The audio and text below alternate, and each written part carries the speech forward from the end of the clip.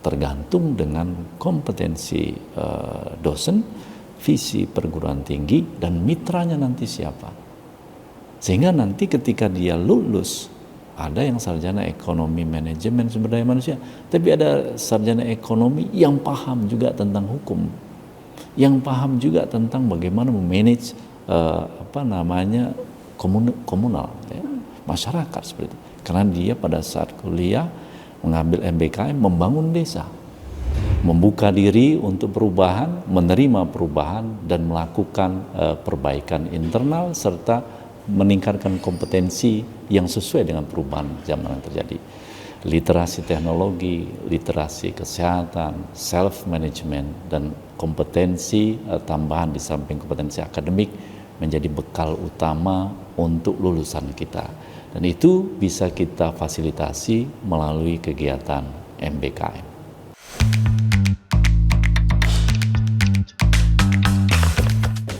Halo Sobat Merdeka, selamat datang di Talk Show Kampus Merdeka. Saya Saskia Ayudya yang akan menjadi host pada Talk Show episode kali ini. Hari ini kita kedatangan tamu spesial dari pintu gerbang Pulau Sumatera. Beliau adalah Profesor Dr. Ishak Iskandar, Master of Science, Kepala Lembaga Layanan Pendidikan Tinggi Wilayah 2. Selamat pagi, Prof. Selamat pagi, Mbak Saskia. Apa kabar, Prof Ishak? Alhamdulillah, terima kasih. Prof, boleh menyapa dan memperkenalkan diri dulu. Baik. Mungkin banyak Sobat Merdeka yang ingin mengenal Prof Ishak lebih lanjut. Baik, selamat pagi Sobat Merdeka dimanapun Anda berada. Saya Ishak Iskandar, Kepala Lembaga Layanan Pendidikan Tinggi Wilayah 2. Oke, Prof Ishak, mungkin boleh nggak diceritakan kepada kita semua sebenarnya apa sih tugas dan pokok fungsi dari Lembaga Layanan Pendidikan Tinggi? Karena yakin sekali banyak Sobat Merdeka yang mungkin masih bingung ya, masih awam gitu dengan kata-kata LL-Dikti atau Lembaga Layanan Pendidikan Tinggi. Baik, terima kasih Mbak Saskia. Jadi LL-Dikti atau Lembaga Layanan Pendidikan Tinggi itu merupakan bentuk transformasi dari Kopertis, Koordinator Perguruan Tinggi Swasta. Jadi dari namanya itu yang semula fungsinya sebagai koordinator menjadi lembaga layanan. Jadi layanan apa yang diberikan itu adalah memfasilitasi peningkatan mutu perguruan tinggi. Nah, di dalam tugas tersebut ada fungsinya. Jadi mutu itu kan terkait dengan penyelenggaraannya, kemudian pengelolaannya, sumber daya manusianya, administrasinya, kurikulumnya, dan tata kelolanya. Jadi tugas LL-Dikti itu memberikan fasilitasi pada perguruan tinggi, khususnya perguruan tinggi swasta untuk peningkatan mutu pendidikan tingginya. Begitu. Oke, nah berarti banyak sekali ya Prof ya sebenarnya tugas dan pokok fungsi dari Lembaga Layanan Pendidikan Tinggi gitu. Mungkin bisa kalau kita bilang dari hulu ke hilir gitu ya Prof iya, ya. Iya, betul. Oke, nah selama mungkin dalam kurun waktu 5 tahun terakhir pasti banyak sekali perkembangan dan mungkin pencapaian dari LL-Dikti utamanya di bawah naungan Prof Ishak ya di wilayah 2. Iya. Boleh nggak diceritain kepada kita semua sebenarnya pencapaiannya tuh apa aja sih Prof selama ini? Betul. Jadi LL-Dikti Wilayah 2 itu punya 4 provinsi. Jadi Provinsi Sumatera Selatan, Lampung, Bengkulu, dan Bangka Belitung. Nah, di awal di tahun 2022 ketika saya pertama kali diberi amanah sebagai kepala, itu jumlah perguruan tinggi kita ada 204 perguruan tinggi. Nah, salah satu dari program kementerian kita itu adalah melakukan rasionalisasi jumlah perguruan tinggi. Tujuannya apa? Untuk meningkatkan mutu tadi. Jadi di kurun waktu 2 tahun terakhir kita melakukan rasionalisasi dengan mendorong untuk melakukan penggabungan beberapa perguruan tinggi swasta. Jadi selama 2022 sampai sekarang sudah terjadi beberapa penggabungan sehingga jumlah perguruan tinggi swasta kita sekarang tinggal dari 204 menjadi 171 perguruan tinggi. Nah, itu yang pertama. Kemudian yang kedua di mutunya yang diindikasikan dari akreditasi, baik akreditasi perguruan tinggi, institusi perguruan tinggi maupun akreditasi program studi. Jadi di tahun 2022 itu baru sekitar 30% perguruan tinggi di wilayah 2 itu yang terakreditasi institusi. Nah, sekarang dari jumlah itu seluruhnya sudah terakreditasi walaupun 30 perguruan tinggi sekarang itu masih terakreditasi sementara karena belum dilakukan asesmen lapangan. Tapi seluruhnya sekarang sudah terakreditasi. Itu dari tata kelola. Kemudian ada juga satu amanat di sana pada saat saya pelantikan sebagai kepala, itu adalah untuk menghidupkan pelaksanaan program MBKM di perguruan tinggi. Dan alhamdulillah sekarang cukup antusias perguruan tinggi kita untuk melaksanakan program MBKM, baik itu yang flagship maupun yang mandiri, begitu Mbak. Oke, nanti mungkin kita akan banyak sekali berbincang terkait dengan MBKM mandiri. Baik, ya Prof ya, karena itu salah satu topik yang sangat hangat gitu untuk dibicarakan pada talk show hari ini. Prof, membicarakan terkait dengan keberhasilan dari LLDikti Wilayah 2. Tadi sudah disampaikan oleh Prof Ishak adanya peningkatan mutu, adanya mungkin perkembangan terkait dengan jumlah perguruan tinggi yang ada di LLDikti Wilayah 2. Nah, indikator apa lagi sih Prof yang sebenarnya menjadi acuan untuk LLDikti Wilayah 2 dalam menentukan keberhasilannya? Kita menggunakan standar yang seragam secara nasional melalui Permendikbudristek nomor Kepmen, Keputusan Menteri Pendidikan Kebudayaan Riset dan Teknologi nomor 210, yaitu tentang indikator kinerja utama perguruan tinggi. Ada 8 indikator di sana. Dari indikator pertama dan kedua itu terkait dengan lulusan dan mahasiswanya. Kemudian indikator 3, 4, 5-nya itu tentang dosennya.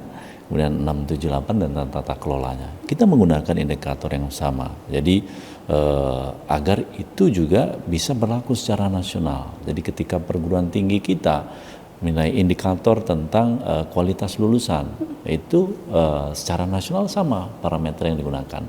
Nah, sehingga dengan cara itu kita bisa mengukur sejauh mana keberhasilan perguruan tinggi itu bukan hanya di tingkat regional, tapi secara nasional juga kita bisa ukur posisi perguruan tinggi kita sekarang di mana. Karena apa? Kalau kita menggunakan indikator yang tidak berlaku secara nasional, tentu nanti kita akan sulit untuk membandingkan dalam skala nasional seperti itu, Mbak. Jadi kita menggunakan indikator kinerja utama perguruan tinggi, ada 8 indikator, itu yang kita gunakan seperti itu, Mbak. Oke, berarti itu untuk mengukur keberhasilan perguruan tinggi juga ya, supaya bisa berkompetisi tidak hanya di wilayah 2, tetapi juga secara nasional ya, Prof ya. Oke, nah mungkin selanjutnya kita berbicara terkait tadi MBKM mandiri begitu. Nah, sebenarnya apa sih strategi dari Lembaga Layanan Pendidikan Tinggi Wilayah 2 gitu ya, untuk bisa mendorong terciptanya MBKM secara mandiri di masing-masing perguruan tinggi, Prof? Ini saya boleh cerita agak panjang nih. Silakan, Prof. Jadi di tahun 2022 di bulan Agustus itu ada rapat Kampus Merdeka Mandiri. Pada saat itu tim KMM menampilkan satu peta Indonesia dengan 3 warna. Warnanya itu dibagi berdasarkan regional LLDikti 1 sampai 16. Warna hijau itu artinya program MBKM mandiri sudah berjalan dengan baik. Warna kuning sedang berupaya. Warna merah berarti ya antara terdengar dengan tidak gitu ya. Kebetulan LLDikti Wilayah 2 itu mendapat warna merah. Jadi kita merasa wah, ini ada sesuatu yang belum kita lakukan dengan itu. Padahal itu amanat pada saat saya pelantikan. Nah, oleh karena itulah dari rapat itu langsung kita mempelajari apa sih sebenarnya yang menjadi kendala mengapa program MBKM mandiri itu sulit untuk dilaksanakan oleh perguruan tinggi kita. Dari hasil analisis kita ketahui bahwa yang pertama adalah perguruan tinggi itu belum memahami sehingga mereka tidak siap untuk melaksanakan MBKM. Nah, karena itu langkah awal yang kita lakukan adalah melakukan semacam bimbingan teknis ya, TOT, untuk mencari dosen-dosen yang nanti bisa mensosialisasikan, memberikan arahan kepada perguruan tinggi, apa sih MBKM ini, makhluk apa MBKM itu. Nah, setelah mereka paham, tingkatan kedua itu adalah menyiapkan kurikulumnya. Karena apa? Dari yang survei yang kita lakukan, perguruan tinggi itu kesulitan ketika melakukan konversi. Mahasiswanya sudah susah-susah melaksanakan kegiatan MPKM, ketika kembali ke prodi tidak bisa dikonversi. Artinya kurikulumnya belum siap. Nah, jadi kita lakukan secara terstruktur seperti itu. Langkah ketiganya adalah merancang satu program yang pertama kali digerakkan oleh LIT, yang kemudian harapannya nanti bisa dilaksanakan secara mandiri. Jadi kita punya program unggulan pada saat itu di awal, agar nanti mengapa kita perlu program unggulan itu, agar perguruan tinggi kita nanti juga bisa berpartisipasi bersama-sama di program itu. Nah, itu langkah-langkah yang kita lakukan. Jadi mulai dari penyiapan sumber daya manusianya, kemudian kurikulumnya, baru kemudian dilakukan program mandirinya yang kita create bersama, seperti itu.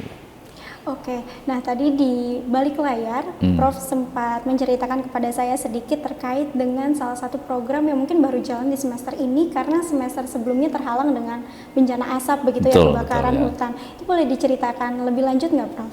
Baik, jadi kita punya program KKN tematik Bidadari namanya. Bidadari itu singkatan. Yang memberi nama Bidadari adalah salah satu rektor perguruan tinggi di tempat kita. Jadi Bidadari itu Bina Desa Adaptif Tangguh Mandiri. Nah, jadi namanya disingkatkan BERENA Bidadari. Apa KKN tematik Bidadari itu disesuaikan dengan lokusnya.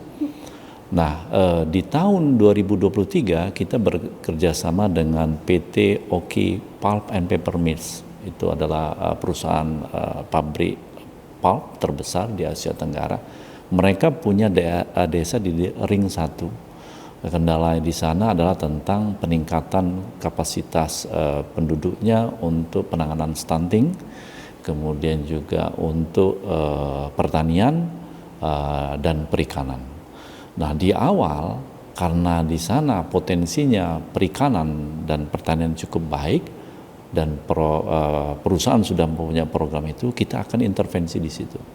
Tetapi di tahun 2023 kita ada bencana asap, akhirnya kita geser di awal tahun 2024 mulai dilaksanakan. Nah, musim tanam sudah berlewat, tidak mungkin lagi kita melakukan intervensi di pertanian dan perikanan, sehingga kita ubah itu adalah untuk menciptakan kader stunting dan untuk tata kelola BUM desa, BUMDes itu. Nah, itu kita lakukan bekerja sama dengan pemerintah desa dan perusahaan yang menjadi sponsor utama untuk kegiatan tersebut. Nah, ini alhamdulillah berjalan dengan baik, dan desanya itu pengennya ada lagi program sejenis. Itu artinya desanya, perangkat desanya menerima, warga desanya juga sangat menerima kegiatan tersebut. Nah, di tahun 2024 kita bekerja sama dengan pemerintah Kabupaten Ogan Ilir. Nah, secara kebetulan pemerintah Kabupaten Ogan Ilir ini belajar dari pemerintah Kabupaten Sumedang untuk proses digitalisasi desa. Nah, dari LIDT Wilayah 2 itu sebelumnya sudah ada kerjasama dengan Kominfo untuk Digital Talent Scholarship, dan kita juga kebetulan sudah juga melakukan studi tiru di LIDT Wilayah 4 untuk pelaksanaan KKN tematik khusus dengan program digitalisasi desa ini. Nah, kita bertemu dan di dalam acara Raker Pimpinan Perguruan Tinggi Swasta kemarin sudah kita launching program KKN tematik Bidadari batch kedua, kerjasama tripartit antara LIDT Wilayah 2, Kominfo dan pemerintah Kabupaten Ogan Ilir. Tujuannya apa? Jadi kebutuhan pemerintah kabupaten itu adalah agar mereka punya data secara digital untuk seluruh desa mereka, sehingga ketika pemerintah kabupaten mengeluarkan kebijakan itu based on data real. Nah, kita mendampingi perangkat desa untuk melaksanakan program digitalisasi. Kita terjunkan mahasiswa ke setiap desa. Nah, untuk tahap awal ini dari 227 desa di kabupaten itu baru 50 desa yang kita intervensi itu. Nah, harapannya nanti itu akan bisa dikembangkan.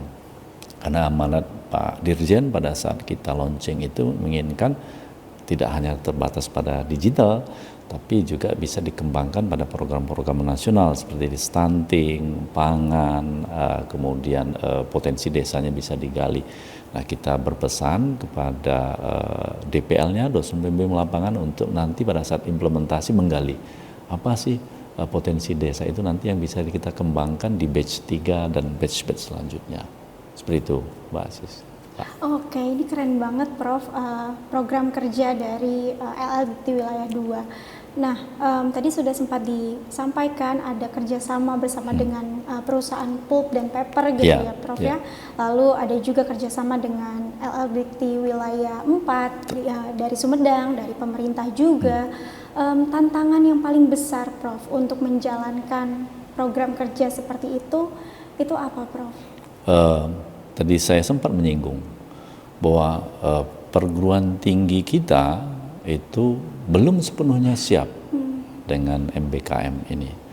Pemahaman perguruan tinggi, pimpinan perguruan tinggi khususnya tentang program MBKM, dosen-dosen tentang program MBKM ini belum utuh. Itu tantangan utama kita, sehingga kita harus memberikan pemahaman bahwa MBKM ini adalah satu kebutuhan. Karena apa? Mahasiswa menginginkan pembelajaran yang lebih sekarang dia. Nggak bisa lagi seperti zaman saya kuliah dulu, ya internet belum ada, mungkin ya sumber acuan utama adalah dosen dan perpustakaan. Kalau sekarang kan tidak. Nah, kita harus memberi pemahaman itu kepada pimpinan perguruan tinggi, kepada dosen-dosen. Nah, kemudian yang kedua itu setelah kita beri pemahaman, belum tentu mereka menerima dan siap. Karena kurikulum mereka juga harus kita relaksasi, bukan merubah. Saya sering sampaikan kepada pimpinan perguruan tinggi, di dalam MBKM ini kita tidak merubah kurikulum. Saya membuat ilustrasinya seperti ini, agar mereka bisa memahami bahwa MBKM ini bukan merubah kurikulum, tapi melakukan relaksasi. Ilustrasinya seperti ini, Mbak Siska ya. Jadi ibaratnya kurikulum itu seperti bangunan sebuah gedung. Jadi di bangunan gedung itu ada pondasinya, ada pilarnya, kemudian ada atapnya. Barulah dindingnya, kemudian aksesoris yang lain. Nah, di dalam kurikulum sama. Jadi kalau kurikulum sarjana itu dari 144 SKS minimal itu ada mata kuliah inti. Kalau kita ilustrasikan di bangunan tadi, mata kuliah inti itu adalah pondasi, tiang, dan atap, dan dindingnya. Nah, jadi ketika dia sudah selesai dengan kurikulum inti, mata kuliah intinya tadi, maka bentuk bangunannya sudah terbentuk dia. Oh, bentuk bangunan sarjana ekonomi ini, bentuk bangunan sarjana hukum ini. Kemudian ada sisanya sekitar 30 sampai 40 SKS lebih itu adalah mata kuliah pilihan. Kan kalau misalnya sarjana ekonomi akuntansi, konsentrasinya apa? Nah, sarjana ekonomi manajemen sumber daya manusia, manajemen apalagi perusahaan, nah, gitu ya. Nah, itu kalau kita ilustrasikan di dalam bangunan tadi, mata kuliah pilihan itu adalah sekat-sekat ruangan kamar. Nah, dengan adanya MBKM, kita tidak meruntuhkan bangunan, tetap mata kuliah kan inti ada. Karena MBKM itu dianjurkan pada mahasiswa yang sudah menyelesaikan mata kuliah intinya.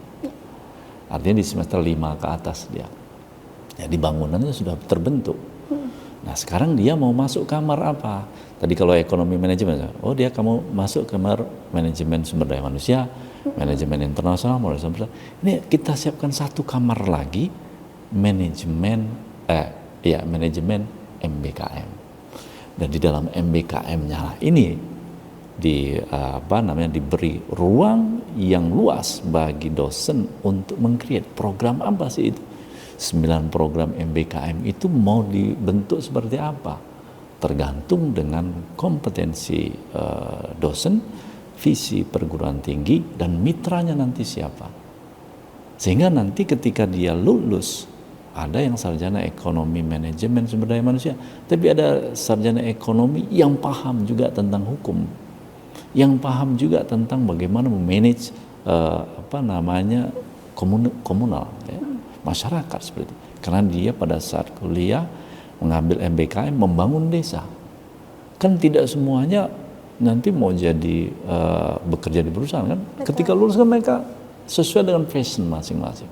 Nah, MBKM itu kan memberikan ruang kepada mahasiswa untuk mengikuti passion mereka.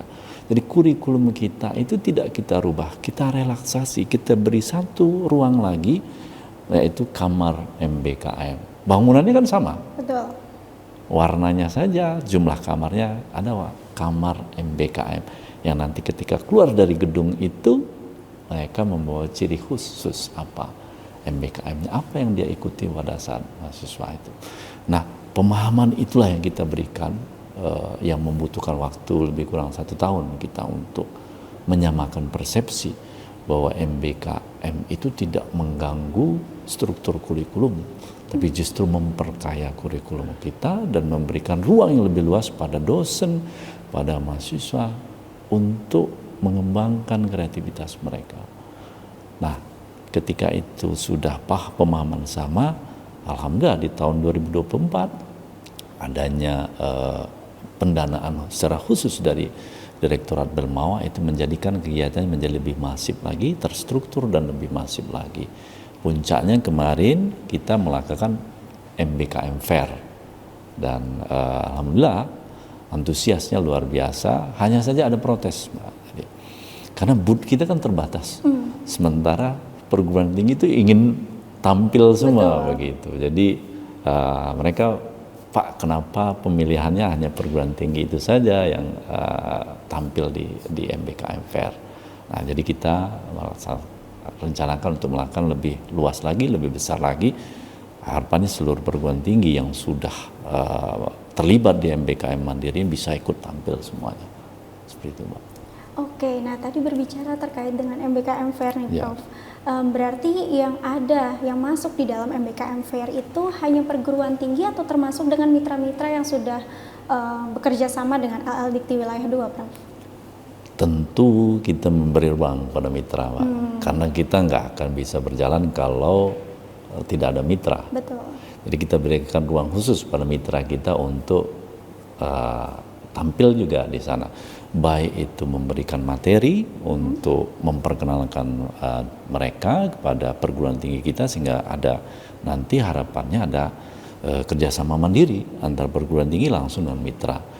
Jadi tugas LL Dikti hanya mengkoordinir saja. Nah, sehingga kita berharap kerjasama yang sudah diinisiasi oleh LL Dikti itu bisa berkembang menjadi kerjasama mandiri antara perguruan tinggi dengan mitra-mitra yang sudah kita bina ini. Nah, itu akan menjadi lebih masif lagi.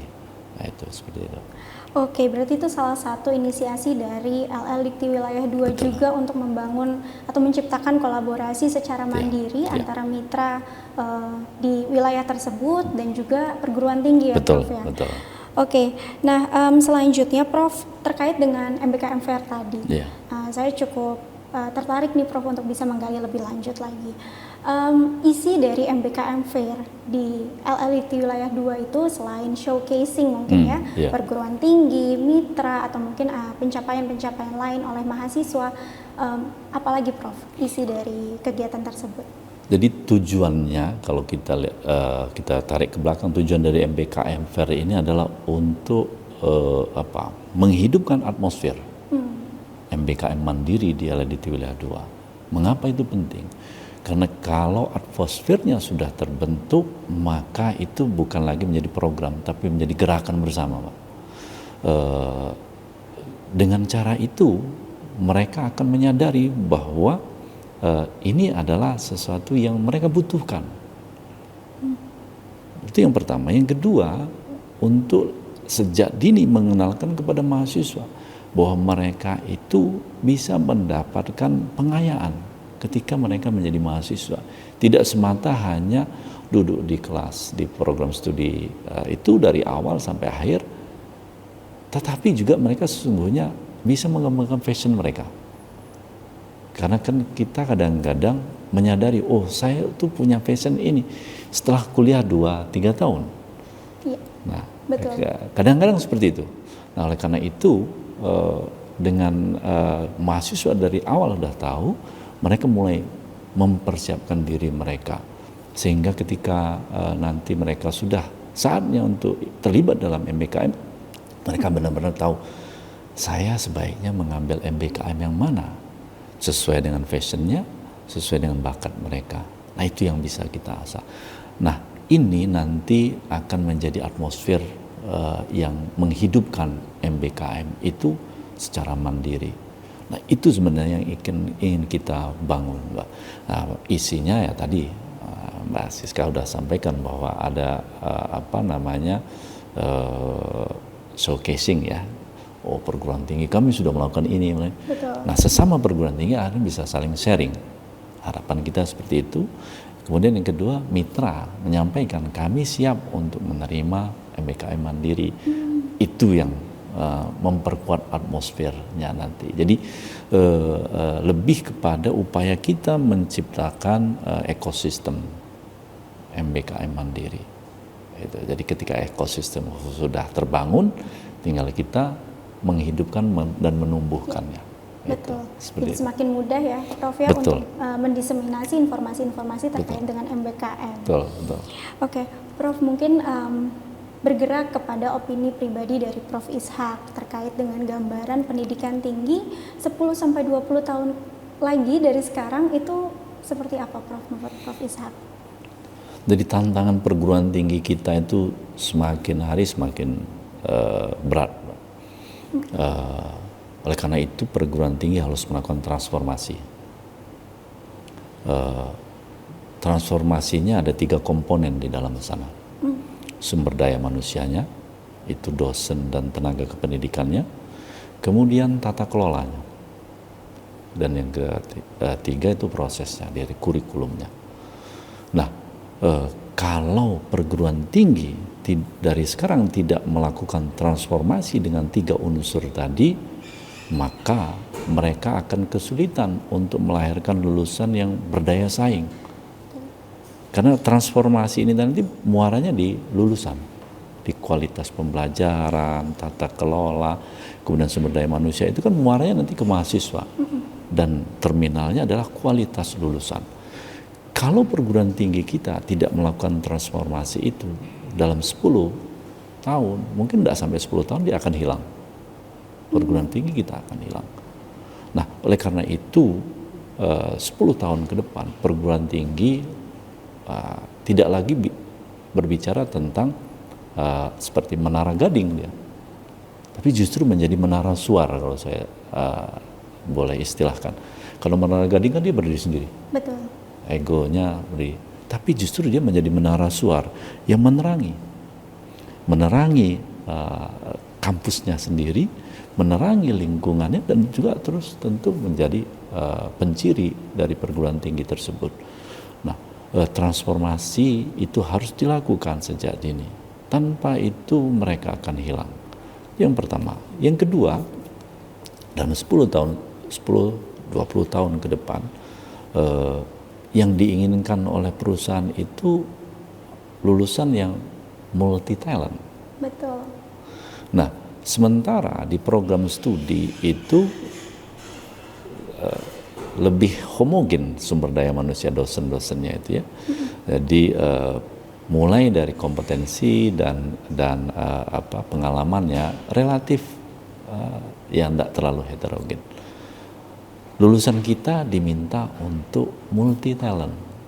Kalau dia hanya mengandalkan dosen saja yang ada di prodi itu, multi talentnya nggak akan terbangun. Nah, MBKM itu adalah salah satu cara kita menyiapkan mahasiswa kita, lulusan kita memiliki multi talent. Ya. Jadi bukan hanya kompetensi akademik, tentu kompetensi lainnya. Katakanlah misalnya nih, saya ambil contoh, mahasiswa ikut kegiatan KKN tematik membangun desa. Kelihatannya seperti, wah ini kok kerja sosial, Tetapi kalau kita lihat di sana, nanti kan mahasiswa secara tidak langsung mereka akan belajar di sana apa? Kerjasama tim. Bagaimana mereka bertukar ide sama kelompok mereka, mengkomunikasikan ide mereka kepada masyarakat. Leadership di sana muncul. Yang itu tidak mungkin, atau bukan tidak mungkin ya, sangat sulit kalau mahasiswa itu hanya duduk dalam kelas, di laboratorium. Itu akan sulit untuk muncul. Nah, 10-20 tahun ke depan itu lulusan itu dituntut untuk seperti itu. Dia tidak hanya punya kompetensi akademik, itu pasti akan didapat kalau dia kuliah, menyelesaikan kurikulum dia akan. Tapi kompetensi tambahannya itu harus dikembangkan. Perguruan tinggi harus memberikan ruang untuk membangun kompetensi yang multi talent tadi yang tidak didapatkan di dalam program studi tersebut. Oke, nah ini mungkin berkaitan dengan pertanyaan selanjutnya nih, Prof. Tadi sempat disampaikan oleh Prof. Ishak terkait dengan talent-talent yang mungkin dibutuhkan ya. Soft skill leadership, lalu mungkin komunikasi, begitu, lalu kerjasama tim. Skill apa lagi yang kira-kira akan dibutuhkan oleh Sobat Merdeka gitu ya, oleh mahasiswa 10-20 tahun lagi dari sekarang? Karena yakin sekali 10-20 tahun lagi dari sekarang pasti mereka yang akan menjadi pemimpin bangsa, begitu. Betul. Ya, Prof?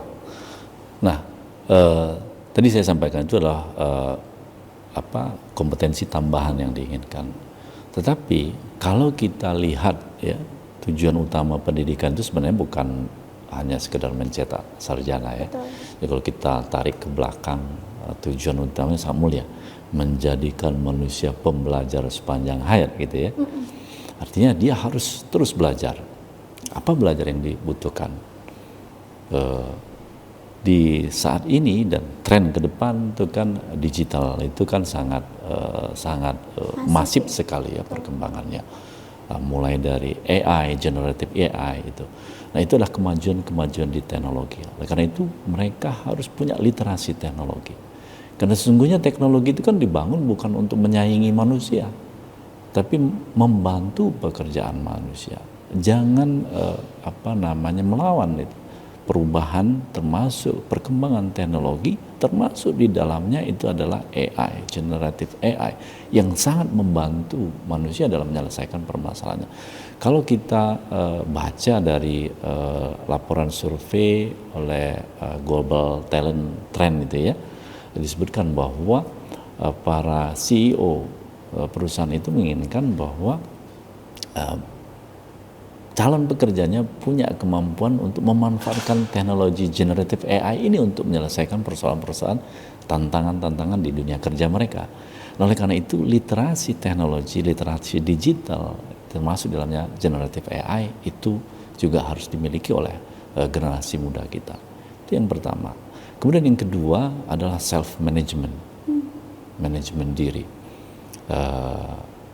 Ini kelihatannya sepertinya sepele, hal sepele.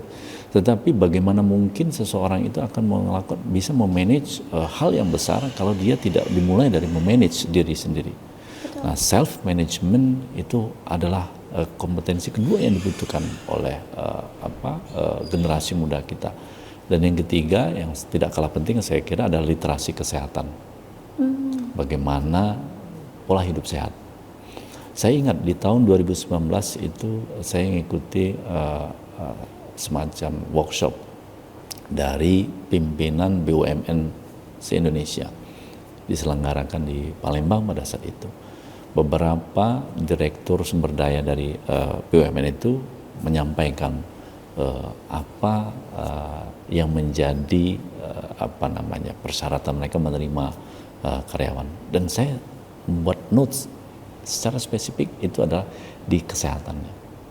Jadi yang mereka lihat bukan lagi riwayat pernah penyakit jantung, pernah penyakit, tidak. Tetapi yang mereka lihat dari apa? Kandungan gula darah, kandungan lemak dalam tubuh. Ini dari mana muncul itu? Dari pola hidup. Pola hidup yang tidak sehat akan menutup. Jadi kalau itu menurut salah satu direktur sumber daya mengatakan, Kalau di usia muda dia sudah punya masalah darah, gula, masalah lemak dalam tubuh, berarti kita hanya bisa mengharapkan dia bekerja efektif sampai umur 30-an. Setelah itu dia akan punya masalah dengan kesehatan. Mengapain kita ngambil pekerja yang seperti itu? Nah, oleh karena itu penting juga literasi kesehatan, khususnya bagaimana pola hidup sehat di generasi muda kita. Mungkin ini salah satu alasan juga ya Prof ya, di beberapa company besar mereka mengharuskan karyawannya atau calon karyawannya melakukan medical check up secara berkala ya Prof? Betul. Iya, benar-benar. Jadi saya kira itu yang diperlukan. Jadi literasi teknologi, khususnya digital, jangan a priori ya dengan kemajuan teknologi, karena teknologi itu dibangun untuk membantu kita, termasuk di dalamnya AI. Kemudian literasi self management, dan yang terakhir literasi kesehatan, itu yang saya kira penting untuk generasi muda kita.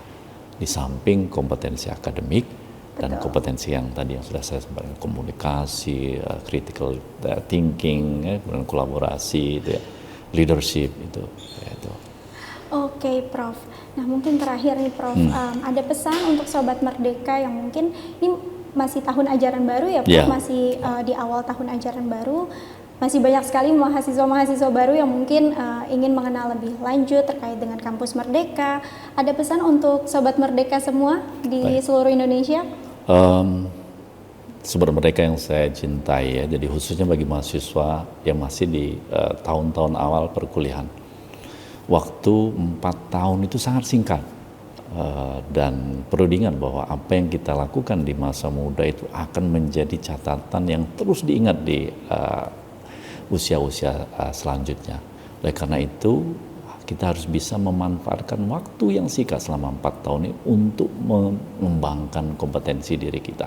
Tadi saya sampaikan bahwa Anda tidak cukup hanya dengan prestasi akademik saja. IP-nya tinggi itu harus memang, tetapi itu saja nggak cukup. Jadi dibutuhkan juga kompetensi yang akan mengiringi kemampuan akademik Anda. Apa itu? Jadi mulai dari kemampuan Anda untuk berkomunikasi, baik oral maupun secara tulisan. Ya, bagaimana Anda menuangkan ide Anda dalam bentuk tulisan. Kalau Anda tidak dibiasakan dari sekarang bagaimana menulis yang baik, nanti pada saat Anda bekerja, ketika pimpinan Anda menginginkan, coba tuangkan ide kamu itu dalam satu proposal. Kalau Anda tidak melatihnya dari sekarang, pada saat nanti Anda akan kesulitan untuk menuangkan itu. Kemudian kemampuan juga untuk bekerja sama dalam tim. Nah, nanti Anda kalau masuk dalam perusahaan multinasional itu lebih menantang lagi, karena akan bekerja sama secara multinasional. Kemampuan Anda untuk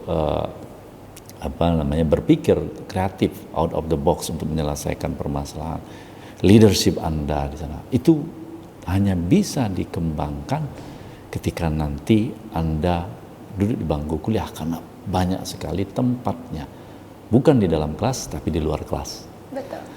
Melalui apa? Melalui MBKM ini. Itu untuk pesan saya untuk mahasiswa, bahwa mereka tidak bisa hanya duduk dalam kelas, di laboratorium. Nah, untuk dosen saya juga punya pesan, Mbak Saskia. Kita harus shifting cara berpikir kita, menggeser cara berpikir kita. Dulu mahasiswa kita itu menjadikan diri kita dosen itu sebagai sumber rujukan utama dari pembelajaran. Tetapi sumber rujukan utama mahasiswa sekarang sudah banyak sekali. Betul. Bahkan ketika dosen berdiri dalam kelas, mahasiswa bisa langsung mengkonfirm di mana, di Google, di lain-lain sebagainya. Oleh karena itu, kehadiran kita tidak lagi bisa sebagai Superman. Dosen bukan lagi Superman, tapi dosen adalah fasilitator yang memberikan ruang kepada mahasiswanya untuk berkreasi dan memfasilitasi, mengarahkan. Oh, kalau Anda ingin mengembangkan kompetensi ini, saya tidak punya, tetapi Anda bisa mendapatkannya dari ini. Anda bisa mendapatkannya di sini. Jadi memfasilitasi dosen sebagai fasilitator, dan harus membuka diri dia. Harus menerima bahwa dia tidak mungkin memberikan semua arahan kepada berbagai macam fashion dari mahasiswa ini. Nah, oleh karena itu kita harus membuka diri kita. Kalau dosennya terbuka, kampusnya juga terbuka untuk menerima praktisi untuk ikut bersama-sama memberikan pengalaman kepada mahasiswa kita, sehingga mahasiswa kita nanti punya dimensi yang lebih luas dibandingkan dosennya. Dan itu hanya bisa dilakukan kalau kampusnya mau menerima bahwa mereka bukan lagi sebagai terkungkung dalam tembok kampus, tapi mereka harus melebur di tengah-tengah masyarakat kita. Karena kembali lagi tadi seperti yang Prof. Ishak sampaikan, memang tujuan akhir dari sebuah perguruan tinggi adalah kualitas lulusan yang sangat baik ya Prof. Betul, ya. ya. Jadi apa yang di aiming sama MBKM dan MBKM Mandiri juga merupakan salah satu wujud untuk mendorong mahasiswa-mahasiswa bisa memiliki pengalaman yang lebih luas. Betul. Sehingga nantinya ketika mereka lulus, mereka sudah punya pengalaman untuk diaplikasikan di dunia kerja. Prof, mungkin terakhir Prof, silakan kalau misalnya ada sedikit lagi yang mau disampaikan untuk Sobat Merdeka semua. Baik, terima kasih. Jadi Sobat Merdeka yang saya cintai, bahwa dunia kita sekarang sudah berubah. Oleh karena itu kita juga harus bisa berubah, harus mengikuti perubahan itu. Kalau kita tidak mengikuti perubahan, maka kita akan tergilas oleh waktu.